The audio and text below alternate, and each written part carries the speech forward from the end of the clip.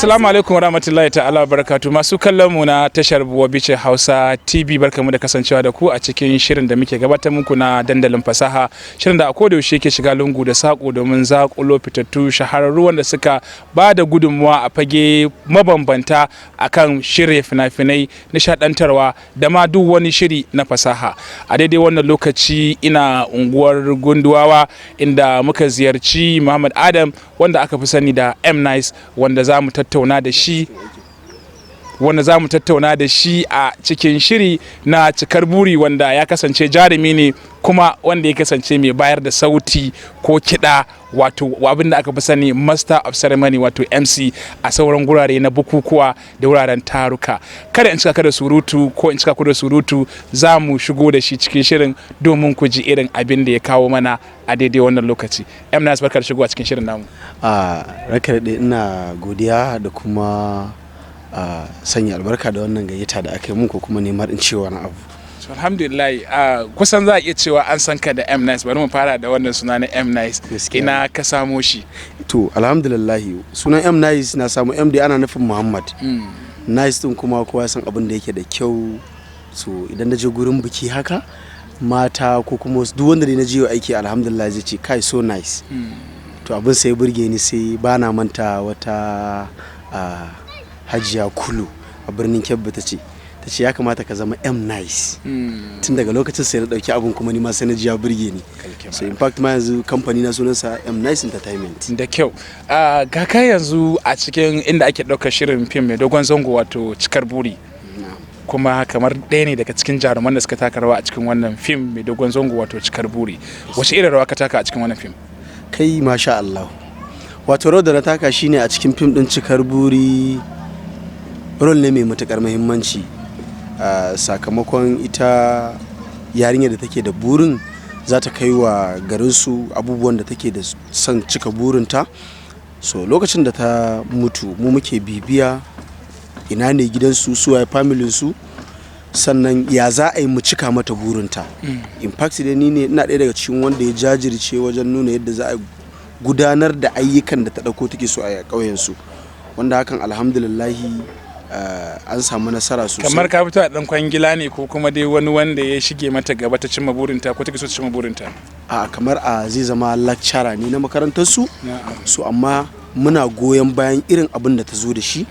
Saboda haka muka biyo ta ƙauyenta har muka yi sa'a, muka ga mai gari waye da sauransu, aka nuna mana gurin da zamu gudanar da wannan aiki, alhamdulillah.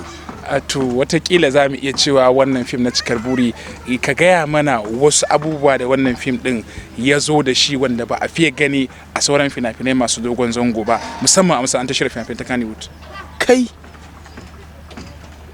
cikar buri ya zo da abubuwan da a series na yanzu gaskiya ban ce babu ba, amma dai sai kai dogon nazari. In kai dogon nazari ba lallai ka samu ba. Nasara ta farko da cikar buri ya samu, ya tara manyan jarumai, kuma alhamdulillah duk wanda ya zo aiki sabani yadda ake cewa disappointing why alhamdulillah ba mu samu wannan matsalan ba. Na biyu kuma ya samu labari. Na uku ya samu title, shi kansa sunan fim din kenan. Sannan baya da haka ya samu tsayayyu, masha Allah gaskiya, tun da kan crew wanda suke gudanar da shi kansa kamfanin bodin kamar irin ku kenan. Gaskiya alhamdulillah, kuma duk wanda ya zo cikar buri, ko zuwa kai ka wuce ka tsaya kai minti 2 zuwa 3, sai ka so ka su tsaya a gurin, ko ba jarumi bane kai. Masha Allah, M Nice, mu dawo fagen abin da ya shafi wato nishadantarwa. Ya katsinci kanka, musamman ɗazu ka fara bamu labari cewa asali ma daga birnin Kebbi ka samu haɗaɗɗen sunan wato M Nice, wato Muhammad Nice. Yaya kuke fuskantar irin wannan guri domin nishadantar da mutane? Ba ku fuskantar wani kalubale, ko kuma ya sana'an nan take dai?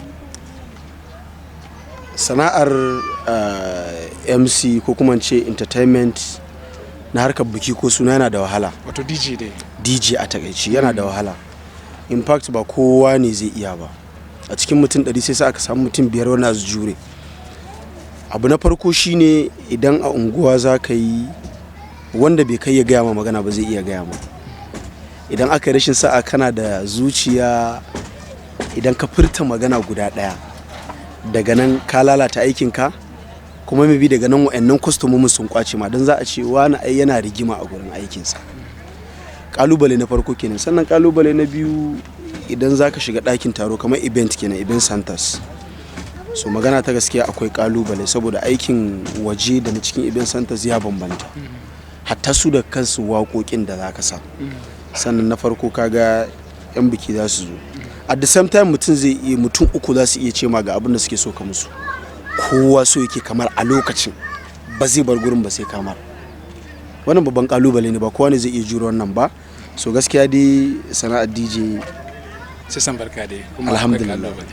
Wani kira kake da shi ga masu kallo ko albishir cewa su dakwanci cikar buri da abubuwa masu muhimmanci, cewa a matsayin ka na M Nice cewa kana musu albishir cewa su dakwanci shirin da abubuwa da yawa? Cikar buri to ai ina bai bawa ma duk wani dan kallo da ma wanda baya kallo shawara, in dai Allah ya sa kunnanka ya ji wannan kiran nawa, kar ka sake a wuce ka, domin fim ne wanda yake isar da sako irin wanda matsalolin da muke fama yanzu, hana mata karatu, wanda hakan yana dakusar da rayuwarsu, yana hana su wasu abubuwa.